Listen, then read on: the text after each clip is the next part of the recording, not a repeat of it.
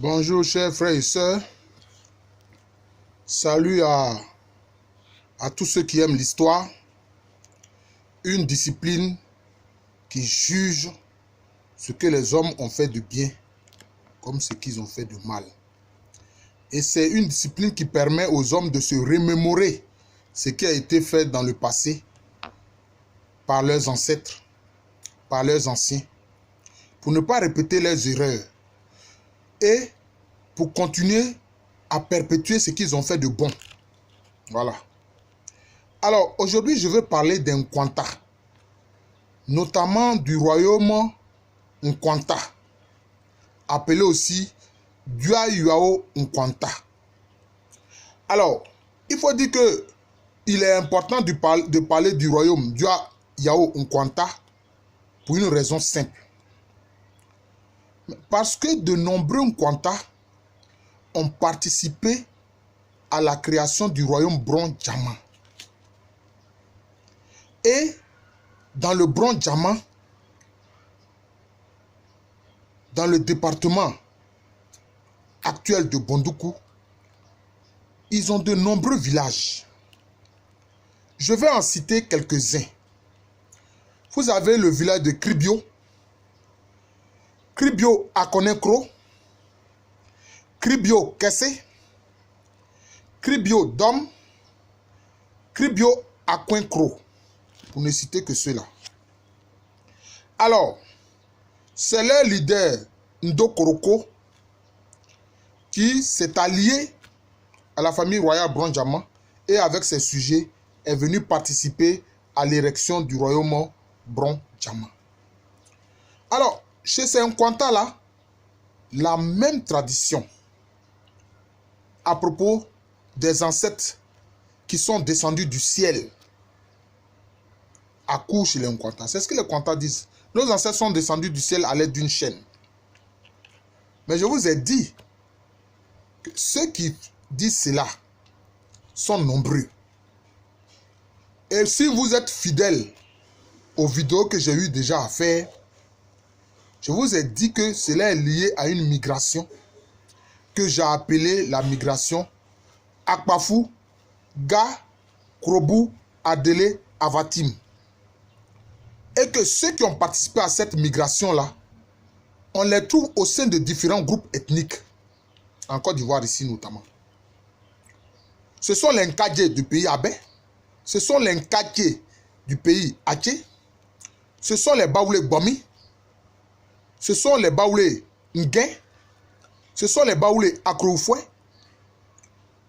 ce sont les Ega, ce sont les Krobu d'Ores Krobu, notamment particulièrement le clan Zomo. Ce sont les Akandje du pays Ébrié, dans la zone de Benjerville, ou dans la zone d'Akwedo, etc. Ce sont les Asrin, les Baoulé Asrin, ou Batrafoué. Donc, ce sont ceux-là, c'est à cette migration-là, ils appartiennent. Alors, donc, ne perdons pas de vue notre sujet, c'est-à-dire parler justement du royaume de Dua Yao Nkwanta, d'où sont venus justement ces Nkwanta qui ont créé ces différents villages dans le Bron-Djama. Alors, il faut dire que leur premier souverain, leur premier roi, s'appelait Dua Yao, et la reine-mère s'appelait Sewa. Alors, c'est ceux-là qu'on dit être descendus du ciel à l'aide d'une chaîne. Mais en réalité, j'ai aussi eu à dire que cette tradition de la descente du ciel est partie du Krobu même, au Ghana là-bas, dans les escarpements Krobu, ce qu'on appelle les escarpements Krobu. Mais c'est un clan particulier au sein des Krobu, qu'on appelle le clan Akrade, qui dit venir de Sesemango. C'est ce clan Akrade-là qui a la tradition de la descente du ciel. Mais les autres groupes ont d'autres traditions. Voilà. Ils disent qu'ils sont venus des rives du Mono, du fleuve Mono. Un fleuve qui coule dans les zones actuelles du Togo et du Bénin. Alors, un autre élément qui prouve ma version et ma vision quant à l'origine de ces Nkwanta et de tous ceux qui disent être descendus du ciel à l'aide d'une chaîne. Dans le bronze diamant, le nom tambouriné d'Nkwanta se dit comment? Il se dit Mpona.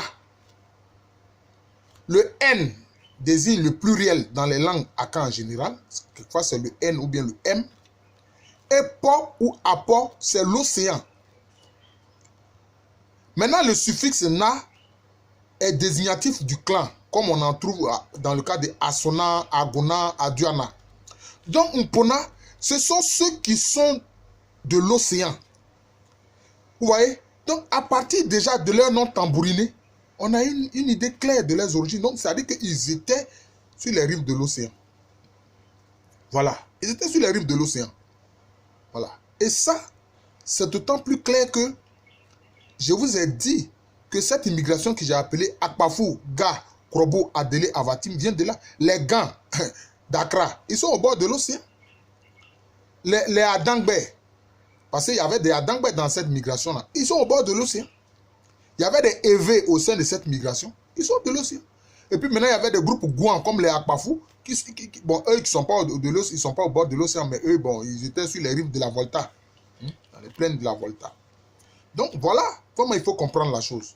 Alors, Dua Yao, en fait, au départ, il était venu simplement comme réfugié sur les terres du roi Bono. Sur les terres du roi Bono. Et quand, disons, il va avoir ces guerres-là d'Osei Tutu contre les futurs bronze diamants, cela va toucher la région. Il va avoir de nombreux déplacements, de population dans la région. Alors, je vous dis que cette immigration,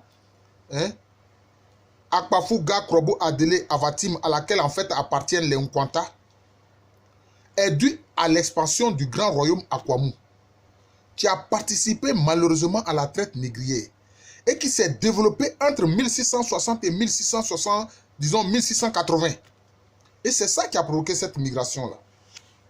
Alors, l'un des successeurs de Nana Dua Yao, donc, qui a créé donc, le royaume de Dua Yao Nkwanta, on l'appelle Danyame. Danyame était quelqu'un qui avait cherché à consolider le royaume.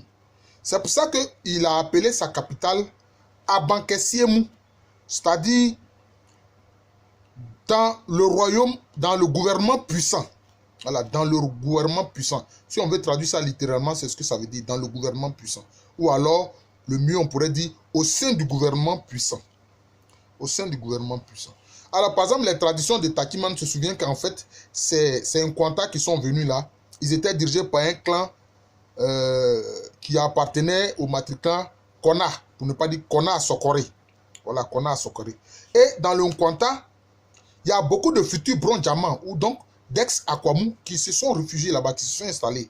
Il y avait aussi des Dankira qui se sont installés dans le royaume Dua Yao Nkwanta. Et d'ailleurs, jusqu'à aujourd'hui, ils y ont un village qui s'appelle Mansé. C'est pour ça que les Dankira qui sont venus dans le bronze diamant ont été appelés Mansé. Parce que leur village dans le royaume Dua Yao Nkwanta s'appelle Mansé. Voilà. Il y a aussi des futurs bronze diamants, notamment venus de l'Akwamou. Il y a certains qui sont restés dans le royaume Dua Yao Nkwanta, qui ont créé le village de Abesewa. Abesewa. Voilà. Et puis, il y a parmi les, disons, les rois qui ont consolidé le royaume de Dua Yao Nkwanta, il y a un qui a un nom assez particulier et qui est un indice qui prouve l'origine que je donne à Saint Nkwanta. On l'appelle Kwo Yavo. Chers frères ivoiriens, notamment de la région de Dagboville, le nom Yavo, ça ne vous dit rien? Mais c'est un nom spécifiquement Abé, le nom Yavo. Or, l'un des successeurs justement de Dua Yao, on l'appelle Kwo Yavo. Donc vous voyez que ce nom-là, qu'on retrouve en pays Abé, parce qu'il y a des éléments de cette migration qui ont peuplé la baie, notamment les Ngadje. Voilà qu'on retrouve ce même nom Yavo dans le royaume Dua Yao Nkwanta, qui est un royaume qui est aux limites de la Chantilly et du royaume de Takiman. Vous voyez? Et puis, autre élément important sur lequel je vais achever mon propos, c'est que les génies le plus important, l'esprit qu'il venait qui est le plus important dans le royaume de Dua Yao Nkwanta, on l'appelle Apapé. Mais tout son sanctuaire est appelé comment? Son sanctuaire est appelé Krobo. Comme Krobu. Voilà. Krobu reste Krobu. Krobu dans les escarpements, Krobu au Ghana actuel. Vous voyez? C'est ça. Et ce sont ces éléments explicatifs là. C'est ça qui fait le travail de l'historien. C'est pour ça que être historien, c'est un véritable métier. Voilà. Il faut avoir de l'expérience pour voir ces indices, pour expliquer l'histoire. Je vous remercie. Et il faut dire que c'est avec le règne de la Santérie Opoku Ware que Diayaou Nkwanta va devenir, disons, un royaume vassal de l'Ashanti. Va devenir un royaume vassal de l'Ashanti. Et donc, bon, ils vont participer à toutes les guerres des Ashanti qui vont les solliciter pour qu'ils puissent fournir, disons, des troupes auxiliaires. Voilà. Je vous remercie une fois encore. Je suis le professeur Alou Kwame René, professeur titulaire d'histoire à l'université Félix Houphouët-Boigny, au département d'histoire à Abidjan. Cette université se trouve à Abidjan, dans un pays qui s'appelle la Côte d'Ivoire, en Afrique de l'Ouest. Je dis tout cela parce que j'ai constaté qu'il y a quelques-uns qui m'envoient des postes qui sont aux États-Unis ou en Europe. Et donc, c'est pour ça que je donne toutes ces précisions-là. Vraiment, amener les gens à s'abonner à ma chaîne, ça ne coûte rien, c'est seulement la connexion. Sur YouTube, tapez Professeur Alou Kwame René. Et puis, bon, vous avez toutes ces vidéos sur l'histoire africaine. Et aussi, quelquefois, aussi, j'aborde d'autres sujets. J'ai parlé du congrès de Berlin, j'ai parlé des causes profondes de la Première Guerre mondiale, de la Deuxième Guerre mondiale, de la guerre du Pacifique, etc. Merci et bonne journée. En tout cas, bonne continuation à ceux qui aiment l'histoire et qui s'intéressent justement aux vidéos que je fais.